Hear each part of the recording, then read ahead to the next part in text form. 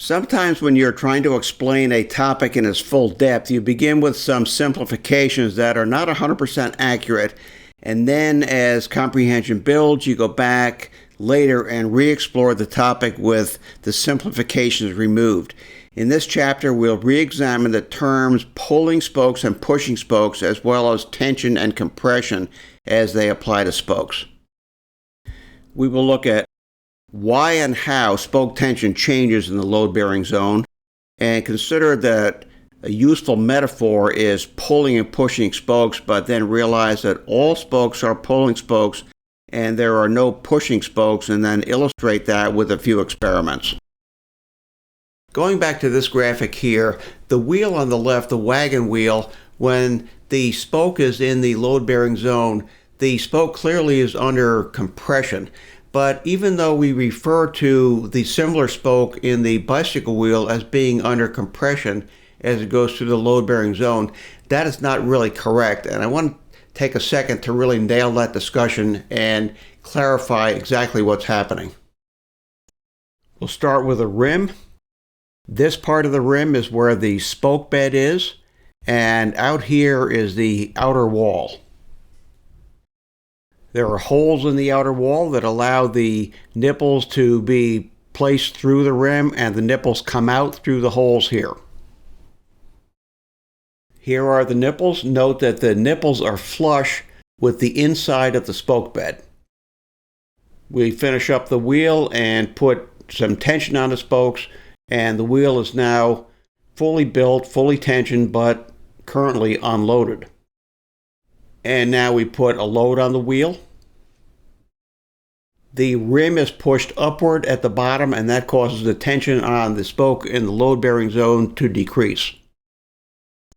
A still larger load causes more deformation in the shape of the rim, and the spoke tension goes down even more. And even more here. Let's focus on this part right here and see what's going on in detail. Here's my starting position with no weight on the wheel. Under a load, the rim flattens a little bit at the bottom and the tension on the spoke decreases. Decreases more under a larger load. And we get to the point here where the distortion on the rim has become pronounced enough that there is no tension at all on the spoke. And we're going to look at this right here and expand that. And we see this, and what I want you to see is that the head of the nipple that was formerly contacting the inside of the spoke bed is not, and we have a gap here. There are several very important takeaways from this discussion. The first is that the spokes are never put under compression. The spokes lose tension not because they're compressed, but because the rim bends up slightly where the load-bearing zone is, and that reduces the tension on the spoke. When the spoke loses tension, it becomes shorter, and that makes it appear as if it's under compression, even though it is not. And the second is that there is no way that the nipple at the 180-degree position can apply an upward force because there is nothing under the nipple except air. We will return to this discussion in a minute, but first I want to delve a little bit deeper into the concept of pushing and pulling spokes. Here's another picture looking at a bike pointed toward the right. The front wheel is on the right and the rear wheel is on the left. And here is the chain. We're putting a force on the chain when we pedal, and the force on the chain causes the wheels to turn, and spokes oriented like this are the ones that are pulling the rim in the direction we want the wheels to turn. Here's the same picture with wheels that have disc brakes, so as we're pedaling the same thing happens, and the rotor obviously turns in the same direction as the wheel. But when I stop, then I have to put a force on the wheel in the opposite direction, and then a spoke oriented like this is one that has to pull the rim backward. Spokes oriented like these green spokes will try to push the rim backwards. All of these pulling and pushing spokes will contribute towards stopping the wheel, but the tension on the pulling spokes will go up, while the tension on the pushing spokes will go down. Let's delve into this a little more deeply. Using the same kind of graphic, we're now going to look at a rear wheel that has tangential lacing. We're looking here at the drive side of a disc brake rear wheel. You see the reference to the free hub body. Now that we've seen that, we can take that off. And there are 8 spokes on the drive side, and you see that they are designated differently. We're looking at a disc or rim brake wheel that is stationary, and the spokes in green are pulling spokes and the spokes in red are pushing spokes. Now, just looking at these 2 spokes, we'll leave all the other nipples in there. That is the center of the hub, and that line is perpendicular to the spoke, and that is the radius.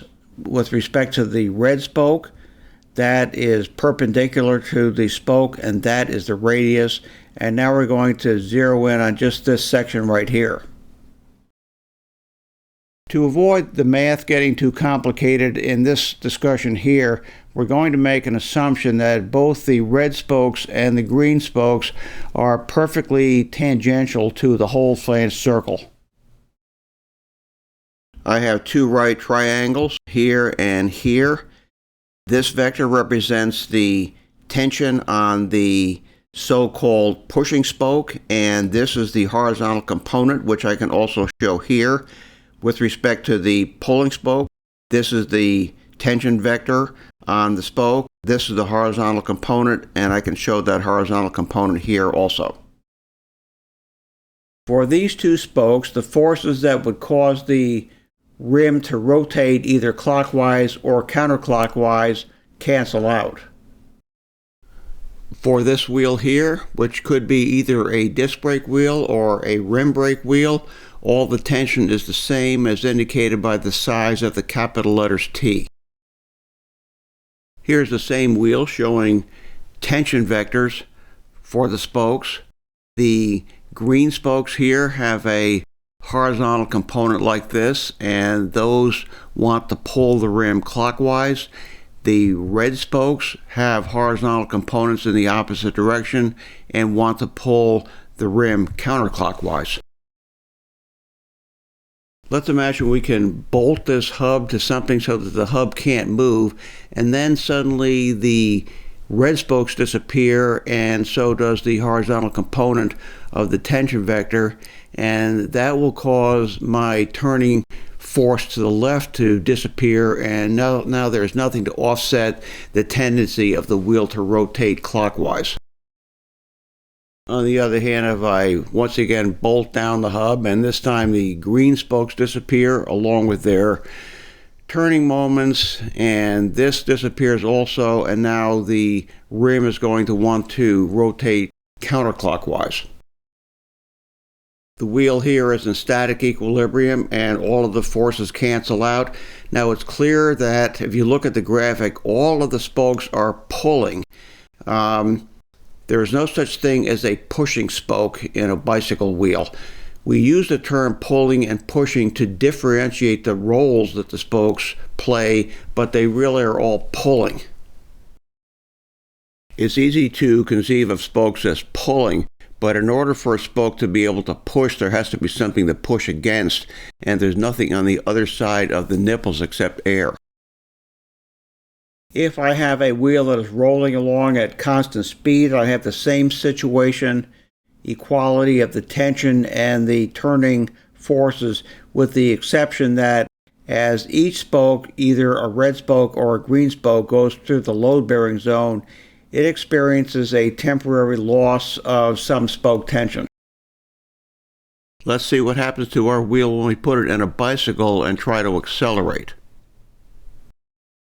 So in quotes, we still have the terms pulling and pushing spokes. Let's see what happens when we put a force on the pedal. The downward force on the pedal causes the hub to twist clockwise to this. The instantaneous effect of the hub being turned clockwise by the chain means that the green pulling spoke becomes longer and the red pushing spoke becomes shorter. The tension on the green spokes has increased, and so has the tension on the horizontal components. The tension on the red spokes has decreased, and so has the tension on the horizontal components.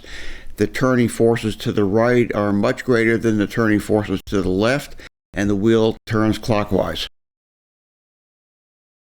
When we stop pedaling, presumably at a higher speed, the hub rotates back to its position before, and once again we have an equality of all of the forces within the wheel. Let's do a little experiment. This is a wheel that I made up for testing. The wheel is destined for some compression testing, but I haven't done that yet, so I can still use it here. And we have Supreme race spokes and an average tension on the drive side of 120 kilograms of force, or 1177 newtons. Here is the wheel set up at a trainer. The clamp here is closing the brake caliper so that the wheel cannot move. And notice that the chain is at the high torque cog. My cyclist, who's an accomplished rider, has a weight of 150 pounds, which is 81 kilograms of force, or 795 newtons. Here's my wheel set up on the trainer with no forces applied to it. My tension on the pulling spokes is equal to the pushing spokes, 120 kilograms of force in each case. Over here now I have my rider applying a force to the crank. The brake is locked so that the wheel can't turn, and the tension on my pulling spokes increases compared to the pushing spokes. The pulling spokes go from the original 120 kilograms of force up to 140, and the pushing spokes decrease from 120 to 100. You could do this test to whatever degree of accuracy you want. You could put strain gauges on all the spokes, or you can just do it like I did here, a simple experiment. You could do it in any bike shop and measure the change of spoke tension with an accurate tensiometer. Let's see what happens when we apply our disc brakes to a rear wheel, or for that matter, a front wheel. When we are braking with a rear wheel or a front wheel, we have exactly the opposite. The caliper stops the hub, but the wheel wants to keep turning. And now in red, my so-called pulling spokes are going to increase in tension as we stop the bike, and the green spokes are now pushing spokes, and they will lose tension. In this case also, my green spokes cannot really put a pushing force on the rim, but because the tension on them goes down, there is less of a force they exert to resist the pulling spokes, which are causing the rim to turn counterclockwise. Even though we talked about the tension on the pushing spokes going down, under normal circumstances there will never be a situation where the tension on the pushing spokes will go slack.